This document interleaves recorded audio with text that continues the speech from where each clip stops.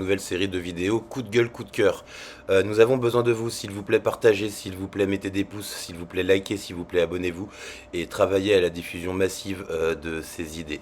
Amitié insoumise. Bonjour et bienvenue dans cette nouvelle vidéo de la chaîne YouTube qui vous rappelle que la République c'est vous, c'est nous, et qu'en 2022 il va falloir aller voter l'avenir en commun et Jean-Luc Mélenchon. Aujourd'hui je voudrais revenir sur une question qui me paraît centrale et qui je pense est mal évaluée par les militants de la France insoumise en général, pas tous, hein. Je voudrais parler de la Sixième République et de la constituante. Alors, qu'est-ce que ça veut dire une constituante? Ça veut dire que il va y avoir un tirage au sort d'un certain nombre de personnes qui vont discuter des nouvelles règles du jeu, de la nouvelle constitution que l'on va mettre en place. Alors, quand on le dit comme ça, on ne comprend pas vraiment les enjeux derrière. Mais c'est quoi les enjeux d'une constituante? C'est une occasion unique pour le peuple de prendre le pouvoir et de prendre son destin en main. Alors, je ne suis pas d'accord avec ce que disait Nico dans sa dernière vidéo sur la Sixième République. Non, ce n'est pas impossible que le peuple prenne le pouvoir, mais pour ça, il faut bien réfléchir à comment on va organiser la société, parce que si on se bat depuis des années pour prendre le pouvoir, à mon avis, ce n'est pas pour le redonner aux élites, d'accord? En gros, dans un système de représentation, dans un système de démocratie représentative, quand on donne son intention de vote à quelqu'un, quand on délègue sa parole, on autorise quelqu'un à prendre l'ensemble des décisions pour nous. On a bien vu ce que ça donne, hein, ça veut dire qu'on élit des gens sur un programme et ils font absolument le contraire. Quel contrôle on a là-dessus? Aucun. Donc en gros, on nous dépolitise finalement. On nous enlève notre propre libre arbitre et le fait de choisir pour notre destin. Alors comment on fait ça? Quand on parle de déprofessionnalisation, ça veut dire quoi? Ça veut dire que tant qu'on ne réfléchit pas comment combattre les conflits d'intérêts, comment on fait pour arrêter que ce soit les gens au pouvoir qui écrivent eux-mêmes la Constitution, c'est-à-dire qu'ils l'écrivent avec leur propre intérêt, puisqu'ils sont professionnels, ils ont des intérêts professionnels et des intérêts financiers derrière. D'accord? Comment on fait pour lutter contre ça? Est-ce qu'on revient à un système d'élection, c'est-à-dire qu'on s'est battu pendant des années pour prendre le pouvoir et on remet tout ça en cause pendant 5 ans, hein? Est-ce que c'est intelligent? Moi, je pense pas. Et j'en veux pour preuve l'intention de Jean-Luc Mélenchon et de la FI sur ne serait-ce que la constituante. Ils disent que la constituante seront des gens plutôt tirés au sort, d'accord, et que ces gens-là ne pourront pas occuper des fonctions, des fonctions ou des mandats par la suite, puisque c'est eux qui auront écrit les règles du jeu. Donc forcément, s'ils écrivent les règles du jeu et que derrière ils ont des fonctions politiques, eh bien là, on sera dans un cas de conflit d'intérêts. Donc c'est pas le but, d'accord? Alors quels sont les moyens? Eh bien déjà, il faut réfléchir à comment prendre le pouvoir à l'oligarchie et ne plus jamais lui rendre. Pour ça, il y a des solutions, hein. On parle par exemple du tirage au sort. Pourquoi le tirage au sort? Eh bien parce que si c'est des citoyens qui écrivent les lois, ou en tout cas qui discutent autour de la détermination de problèmes de société, et qui discutent autour de la prise de décision pour ce qui est de trouver des solutions à ces problèmes, eh ben déjà, on est dans une prise du pouvoir du peuple pour le peuple et par le peuple. C'est un enjeu, à mon avis, qui est essentiel. C'est l'aboutissement de notre combat politique à tous. Sur quoi on n'est pas content? On n'est pas content parce que ce sont les élites qui nous gouvernent. On n'est pas content parce que les médias, par exemple, les médias sont aux mains du privé et du coup les médias ne sont pas objectifs et sont en fait un organe de propagande gouvernementale. Moi je veux arrêter ça, vraiment. Si on veut arrêter ça, il faut que le peuple devienne constituant. Alors pas seulement les quelques tirés au sort qui vont écrire la constitution, mais l'ensemble du peuple. C'est-à-dire que moi, personnellement, je veux avoir mon mot à dire sur l'ensemble des décisions politiques qui sont prises pour mon pays. Bah, c'est normal. c'est mon intérêt qui est en jeu. D'accord. Donc je veux avoir mon mot à dire. Et pas seulement une fois tous les 5 ans, mettre un bulletin dans l'urne en disant vas-y, bah toi, vas-y, prends mes décisions pour moi. Non, c'est pas ça que je veux, moi. Moi, je veux décider, je veux participer à l'ensemble des discussions sur les créations de lois et je veux participer à l'ensemble des validations ou invalidations des décisions prises pour notre cité et pour notre intérêt général. L'enjeu, il est là, d'accord. Alors, pourquoi je fais cette vidéo et pourquoi c'est une vidéo coup de gueule, coup de cœur. C'est parce que je me suis rendu compte que il y a plein d'insoumis qui disent ouais la sixième République, bah, on verra après, machin. Mais pas du tout. Pas du tout. C'est des idées auxquelles il faut faire publicité dès maintenant. Pourquoi?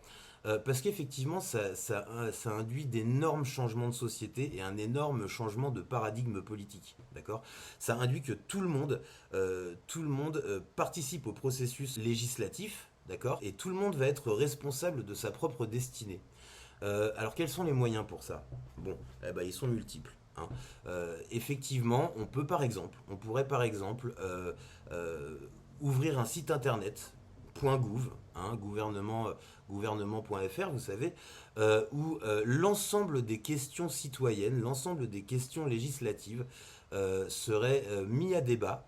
On pourrait peut-être faire des propositions, le peuple pourrait faire des propositions, le peuple pourrait débattre en agora, d'accord, via ce site, ou alors via des petites assemblées de part et d'autre, de façon à pouvoir créer des lois, valider des lois, ou revenir sur des lois. Si on prend les mandats, comment est-ce qu'on fait pour se battre contre les conflits d'intérêts? Eh ben, si on imaginait une déprofessionnalisation totale de la politique, si on imaginait par exemple des mandats courts, 2, 3 ans, des mandats qui ne pourraient pas être renouvelés, d'accord, pour ne pas s'installer dans un espèce de pantouflage. Et de façon à ce que le citoyen soit obligé à un moment donné de sa vie de participer à la vie de la cité. Ça se fait déjà pour les jurys de cour d'assises, hein. Ça se fait. On tire au sort sur les listes électorales des gens du peuple qui vont venir juger tel ou tel cas. Euh, donc c'est par ces processus-là qu'on pourra prendre le pouvoir et ne plus jamais le redonner. Donc il faut vraiment réfléchir sur euh, est-ce qu'on se remet dans un système présidentiel avec quelqu'un qui décide pour tout le monde sans aucun contrôle, ou alors est-ce qu'au contraire, est-ce qu'on contrôle chaque partie de nos élus, et d'ailleurs est-ce qu'il faut qu'ils soient élus? Alors pourquoi, à mon avis, il est essentiel de parler constitution et de parler constituante dès maintenant? C'est parce qu'il faut que ces idées fassent leur chemin, d'accord? Effectivement, on m'a dit oui, mais tu te rends compte, ça fait beaucoup de changements. Bah oui, ça fait beaucoup de changements.